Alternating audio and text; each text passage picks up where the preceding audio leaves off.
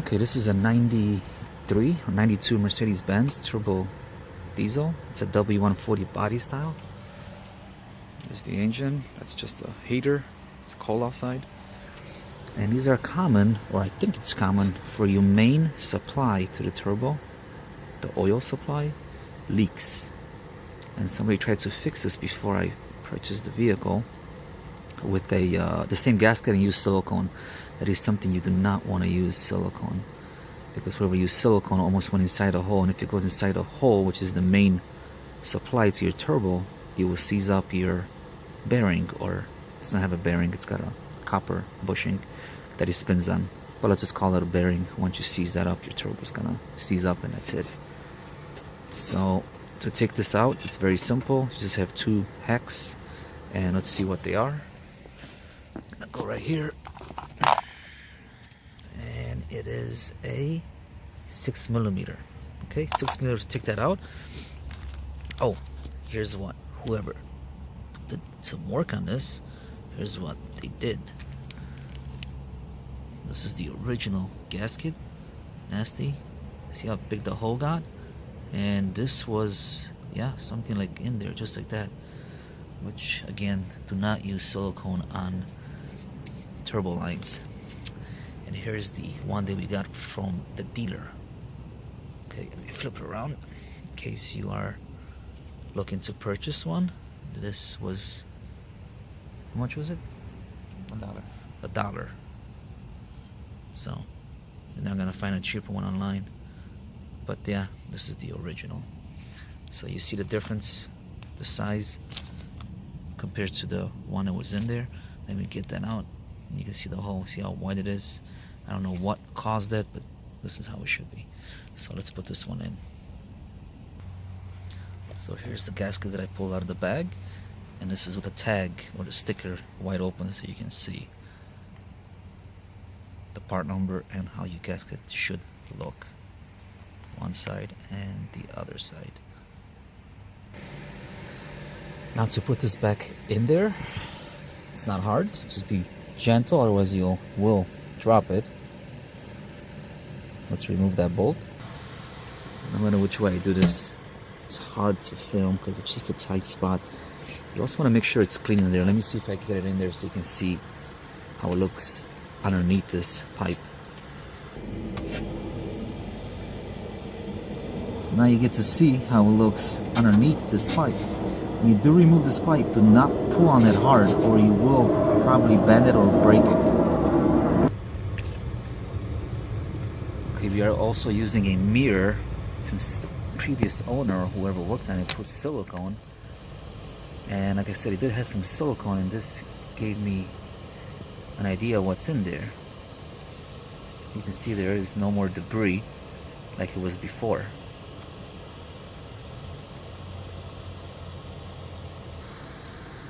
Okay, I don't think this matters if you put it like this or like this, but let's put it like this with the writing down. So this will go in there like that. You know what? I'm gonna need two hands on this one, so I don't, when I put the bolt through, I don't drop the gasket, because once it goes down there, good luck me finding it. But you kind of have an idea. The gasket goes here, and the bolt has to go through the top on both of them, through the gasket. Okay, so basically what I did is with one hand, well, I put the gasket, I held it in so it's still loose. And then I put pressure right here. Right now it's not tight, so you can see I put pressure, okay, to hold it just snug. And then you put this bolt in, okay, put this bolt, and make sure you get it through the gasket by hand. You gotta do the same thing on the other one as well. Okay, do not use the socket. By hand, always, the first time. Okay, so here's the second one. See, the gasket moves, and I do feel the threads. So we're just gonna thread this on. If it doesn't go on, you have to move it a little bit till it bolts on. Okay, so this one to go on, I had to move this whole thing that way, just like that. Okay, and it's a little tight. It's very, very cold outside too. Okay, so it is on. I'm gonna try and use by hand the key, but with my hand only. Okay, I'll put that in, and like I said, just do it by hand.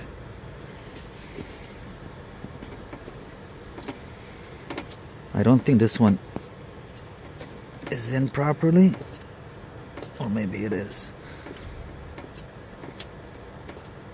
Now you can see that it is threading on.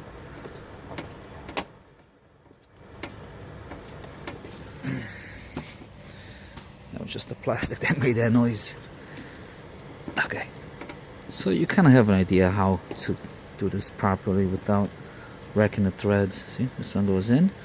We're just gonna snug it down. I'm not sure the procedure, how much the torque down is in foot-pounds or Newton meter, but just snug it down.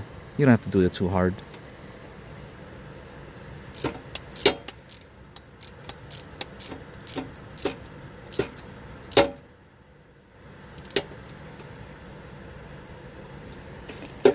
Again, do not over tighten it. This is gonna be a little bit more tricky for me over here because it touches this cover on the side. Heat shield, I believe they call it.